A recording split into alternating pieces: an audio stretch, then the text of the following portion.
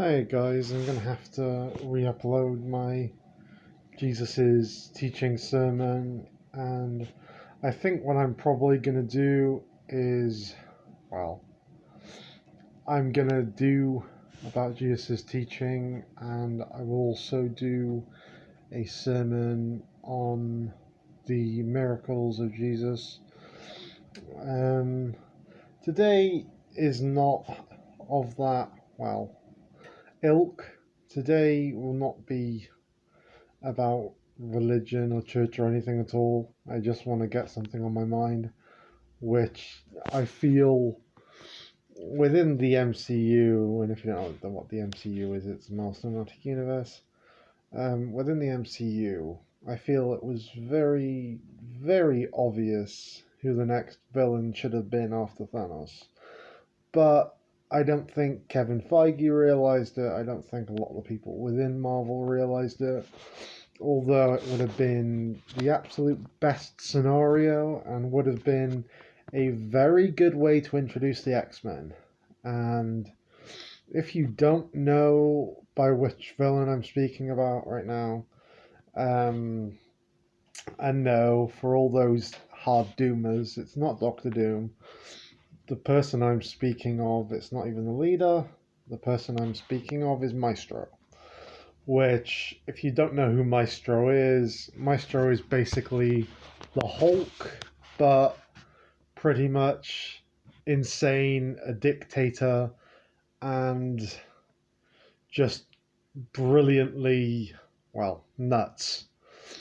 And of course, unlike bizarre people, I'm not going to include like the whole weird, you know, incest storyline that they have going on there in the comics because that's just ridiculous.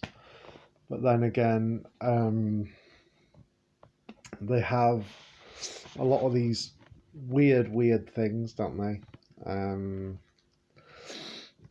But yeah, the MCU has kind of ruined itself recently in more ways. Number one, by making MODOK to be number one a joke character, which is, you know, I don't have problem with MODOK being a joke character. It's not that I necessarily have a problem with. What I have a problem is making the Yellow Jacket into MODOK and then making him a joke character. It doesn't necessarily make sense and kind of kerfuffles the arc. I don't know. It's very stupid. I feel like US Patriot needs to be done better in his series, and I feel like they could have introduced Iron Patriot, but that didn't happen, but it should have.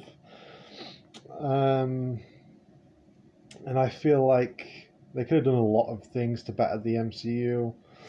The Miss Marvel series, for starters, they could have actually included one of the villains. I forget the name, but I know he's I think he works for AIM, maybe. And it's not MODOK.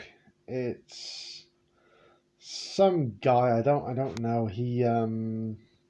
He controls computers, and he was just a very good villain. I forgot the actual name. I might state it on my next video. I know he's a Miss Marvel villain, so you'll probably find him amongst them. But I know all of his stuff is very computer linked, which is very cool.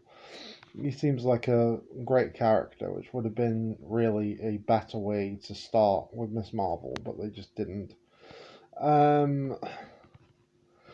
As far as Captain Marvel's concerned, I thought it was kind of always bound to be a disaster. Like, they could have improved it by, like, it being, you know, the central intelligence and things like that. But I just don't think they're going to do that. And I don't think they're going to be clever enough to do it properly. But God knows, I might be wrong, I doubt it. But yeah, the whole embargo situation definitely makes me think well, twice about seeing the Marvels. Um, but yeah, back on to why I think Maestro is the best villain. Well, what would have been the best villain to continue the MCU with? It was because, really, after, well, Thanos' snap and everything, when the Hulk did his snap, he'd already lost everything. He lost Black Widow, who was his love interest. He had that whole Professor Hulk storyline thing. He had the Planet Hulk stuff. I mean, it would have made sense after Avengers Endgame for Hulk to have gone a little crazy and to eventually have become some version of Mystreo and have been the big bad of the next phase. Well, the next few phases, really.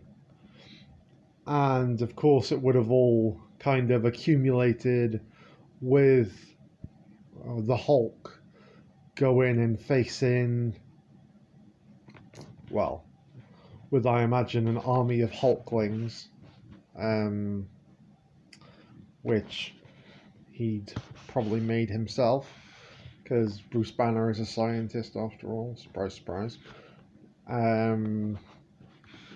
And the thing is, I could also see this as a very twisted way to introduce the leader.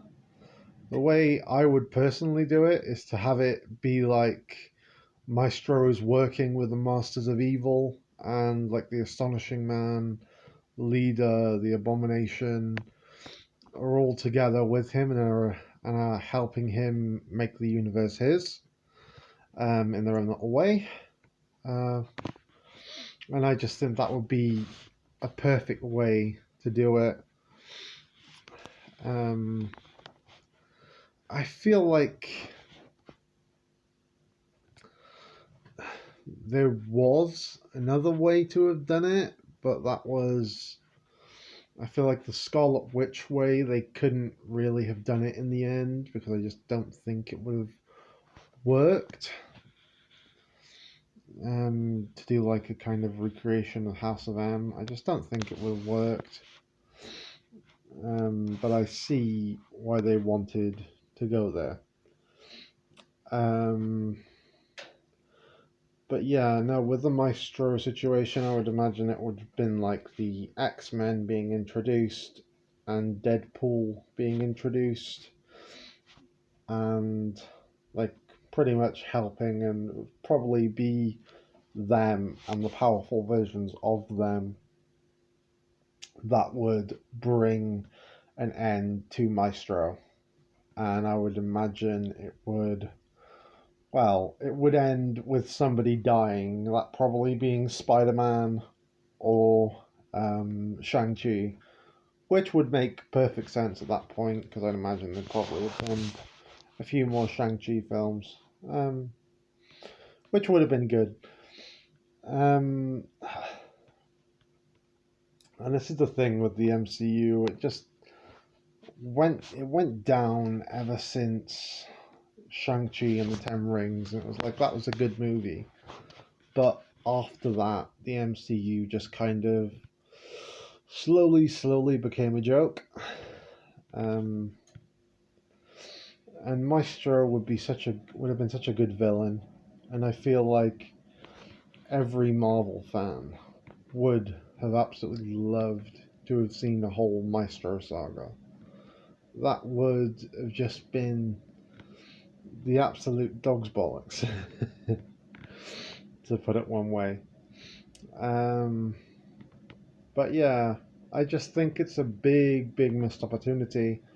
I also feel like it's a missed opportunity where Mystereo's concerned, that he didn't return in No Way From Home, or whatever it was.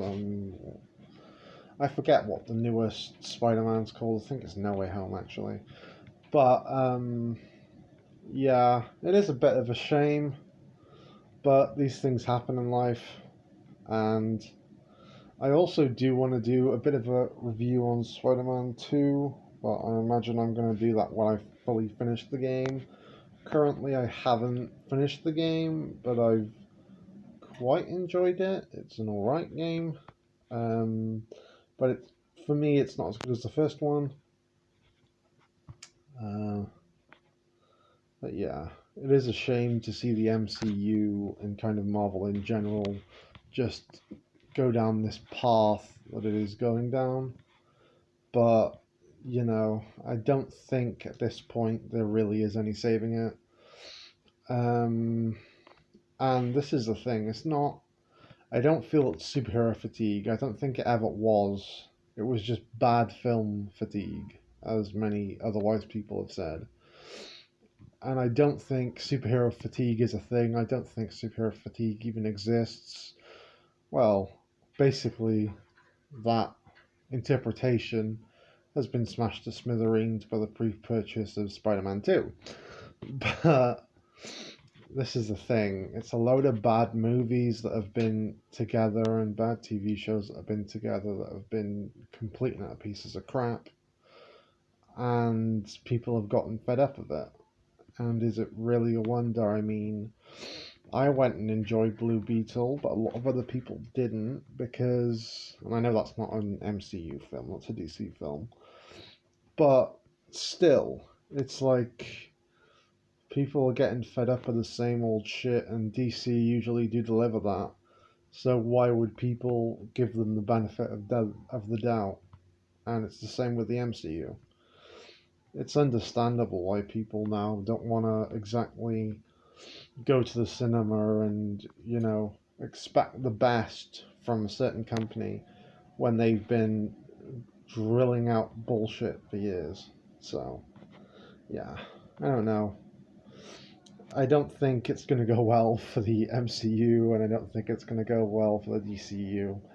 Um, the DC movies outside of the DCU seem to do really well, so hopefully they'll continue and carry on, but I think that may be it. Maybe there needs to be a new kind of franchise, a new kind of superhero, story out there that's from somebody who isn't Marvel or DC. Anyway, all the best. Bye. Bye.